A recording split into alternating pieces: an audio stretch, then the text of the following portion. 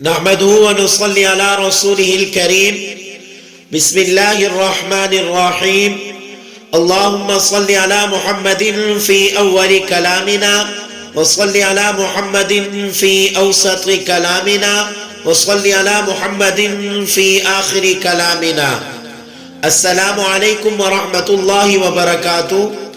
آپ دیکھ رہے ہیں الضحیٰ میڈیا چینل اور میں آپ سب کا بھائی محمد عبداللہ۔ دعا ہے کہ اللہ رب العزت آپ سب کو سلامت رکھے، خوش رکھے۔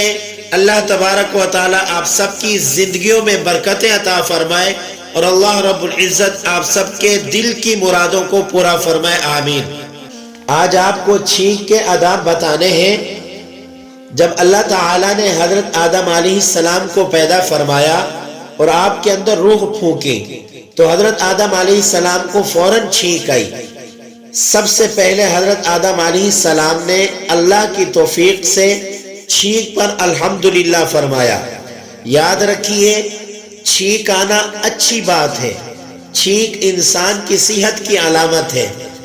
نزلے کے وقت اور عام حالت میں جب بھی چھینک آتی ہے تو انسان کا دماغ، کان اور ناک کے راستے صاف ہوتے ہیں، آنکھوں میں ٹھنڈک پیدا ہوتی ہے، سر کا بوجھ کم ہو جاتا ہے۔ جب نومولود بچہ چھینکتا ہے تو والدین اور ڈاکٹر چھینکنے کو بچے کی تندرستگی کی علامت سمجھ کر خوش ہو جاتے ہیں۔ چھینک انسان کی نشاط و چستی کا سبب ہے، جس سے انسان کو اعمال و اطاعت اور دنیاوی کاموں میں نشاط پیدا ہوتا ہے۔ یہی وجہ ہے کہ رسول اللہ صلی اللہ علیہ وسلم نے فرمایا، ان اللہ یحب العطاس، اللہ تعالیٰ چھینک کو پسند فرماتے ہیں کیونکہ اعمال میں چستی اور نشاط کا سبب ہوتی ہے۔ دین اسلام کی خوبی اور کمال یہ ہے کہ اسلام انسان کو کامل و اکمل بنانے کے لیے ہر چھوٹے اور بڑے ادب سے اس کو آراستہ و مزین کرتا ہے۔ چنانچہ اسلام نے انسانی ضروریات میں سے ہر ضرورت سے متعلق بہترین آداب و تعلیمات کو پیش کیا ہے۔ ان میں سے ایک چھینک ہے، جسے ہم معمولی چیز سمجھتے ہیں، اس کے آداب کو بھی بیان کیا ہے۔ لہذا ہمیں چاہیے کہ ہم چھینک کے آداب کو معلوم کریں اور ان پر عمل کریں، چونکہ چھینک اللہ کی نعمت، صحت و تندرستگی کی علامت ہے، چستی اور نشاط کا سبب ہے۔ اس لیے چھینک آنے پر الحمدللہ کے ذریعے اللہ کا شکر ادا کرنے کو مستقل عبادت قرار دیا گیا ہے۔ چنانچہ رسول اللہ صلی اللہ علیہ وسلم نے فرمایا، جب تم میں سے کوئی چھینکے تو الحمدللہ کہے۔ سب سے پہلے انسان یعنی ہمارے دادا حضرت آدم علیہ السلام کو جب چھینک آئی تو اللہ نے آپ کی زبان سے الحمدللہ کو جاری فرما کر ساری انسانیت کے لیے ایک ادب قرار دیا۔ شریعت اسلامیہ نے بھی اس کو ادب بلکہ مستقل سنت قرار دیا ہے۔ اب آپ کو چھینک کے کچھ آداب بتاتے ہیں، جن میں پہلا ادب یہ ہے، حضرت ابو ہریرہ رضی اللہ تعالیٰ عنہ سے روایت ہے کہ رسول اللہ صلی اللہ علیہ وسلم نے فرمایا، جب کسی شخص کو چھینک آئے تو الحمدللہ کہے یا الحمدللہ علی کل حال کہے، دونوں صورتیں جائز ہیں۔ دوسرا ادب یہ ہے، جب چھینکنے والا اپنی چھینک پر الحمدللہ کہے تو سننے والا اس کے جواب میں یرحمک اللہ کہے۔ تیسرا ادب یہ ہے، یرحمک اللہ کے جواب میں چھینکنے والا یہدیکم اللہ ویصلح بالکم یا یغفر اللہ لنا ولکم کہے۔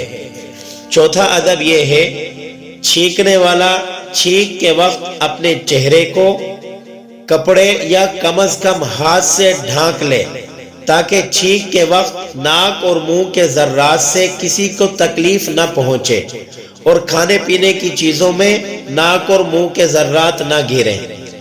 پانچواں ادب یہ ہے، چھینک کے وقت اپنی آواز کو آہستہ رکھیں۔ آپ صلی اللہ علیہ وسلم چھینک کے وقت اپنے چہرے کو کپڑے یا ہاتھ سے ڈھانک لیتے تھے اور اپنی آواز کو پست کر لیا کرتے تھے۔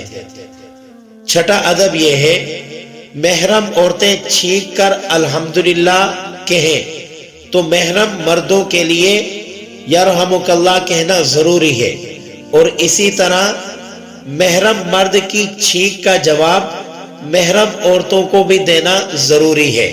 یاد رکھیے، مسلمان بھائی چھینک کر الحمدللہ کہیں، اس کے جواب میں یرحمک اللہ کہنا اس کا شرعی حق ہے۔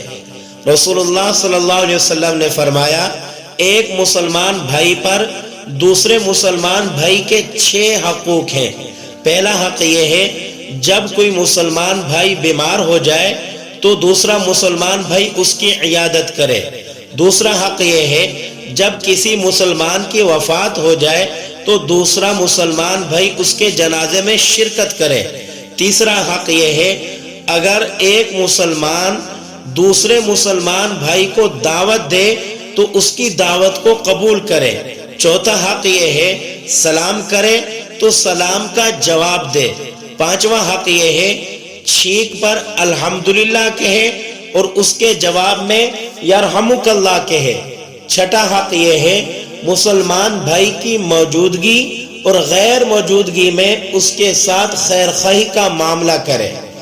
جب چھینکنے والا الحمدللہ کہے تو سننے والے پر یرحمک اللہ کہنا بعض علماء کے نزدیک واجب ہے، اور بعض علماء نے اسے مستحب قرار دیا ہے، اور جمہور علماء کے نزدیک یہ فرض کفایہ ہے۔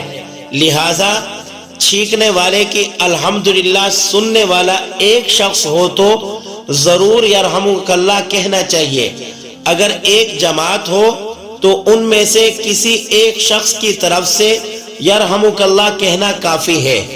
اب آپ کو چند ایسے مواقع بتانے ہیں جن میں چھینک کا جواب دینا ضروری نہیں ہے۔ جو آدمی چھینک کر الحمدللہ نہ کہے، آپ صلی اللہ علیہ وسلم نے فرمایا، جب تم میں سے کسی کو چھینک آئے اور وہ الحمدللہ کہے تو تم جواب دو، اگر وہ الحمدللہ نہ کہے تو اس کا جواب مت دو۔ لہذا جو شخص اپنی چھینک پر الحمدللہ نہ کہے وہ جواب کا مستحق نہیں ہے۔ حضرت انس رضی اللہ تعالی عنہ فرماتے ہیں کہ رسول اللہ صلی اللہ علیہ وسلم کی خدمت میں 2 شخص حاضر تھے، دونوں کو چھینک آئی۔ آپ صلی اللہ علیہ وسلم نے ایک شخص کی چھینک پر یرحمک اللہ فرمایا، دوسرے شخص کی چھینک پر یرحمک اللہ نہیں فرمایا۔ اس پر دوسرے شخص نے عرض کیا، یا رسول اللہ صلی اللہ علیہ وسلم، آپ نے اس کے لیے یرحمک اللہ فرمایا، میرے لیے نہیں فرمایا۔ آپ صلی اللہ علیہ وسلم نے ارشاد فرمایا، اس نے چھینک پر الحمدللہ کہا، اس لیے وہ جواب کا مستحق ہوا، اور آپ نے اپنی چھینک پر الحمدللہ نہیں کہا تو تم جواب کے مستحق نہیں ہوئے۔ جب آدمی 3 مرتبہ سے زیادہ چھینکے تو جواب دینا ضروری نہیں ہے، چاہے جواب دے چاہے جواب نہ دے۔ بے ایمان کی چھینک کے جواب میں یرحمک اللہ کہنا جائز نہیں ہے۔ حضرت ابو موسیٰ رضی اللہ تعالی عنہ فرماتے ہیں کہ یہودی لوگ رسول اللہ صلی اللہ علیہ وسلم کی خدمت میں چھینکتے تھے، چھینک پر الحمدللہ بھی کہتے، اور یہ امید رکھتے کہ آپ علیہ السلام جواب میں یرحمک اللہ فرمائیں گے، لیکن آپ صلی اللہ علیہ وسلم ان کے جواب میں یرحمک اللہ نہ فرماتے، اس لیے کہ وہ اپنی بے ایمانی کی وجہ سے اللہ کی رحمت کے مستحق نہیں ہیں، لہذا ان کو رحمت کی دعا نہیں دی جا سکتی، بلکہ ان کے جواب میں آپ صلی اللہ علیہ وسلم یہدیکم اللہ ویصلح بالکم فرماتے، اللہ تم کو ہدایت دے اور تمہارے احوال درست فرما دے۔ جمعہ اور عیدین کے خطبات کے وقت چھینک کا جواب نہ دیں، اور اسی طرح اگر کوئی شخص بیت الخلاء میں چھینک کر الحمدللہ کہے تو اس کا جواب بھی لازم نہیں ہے۔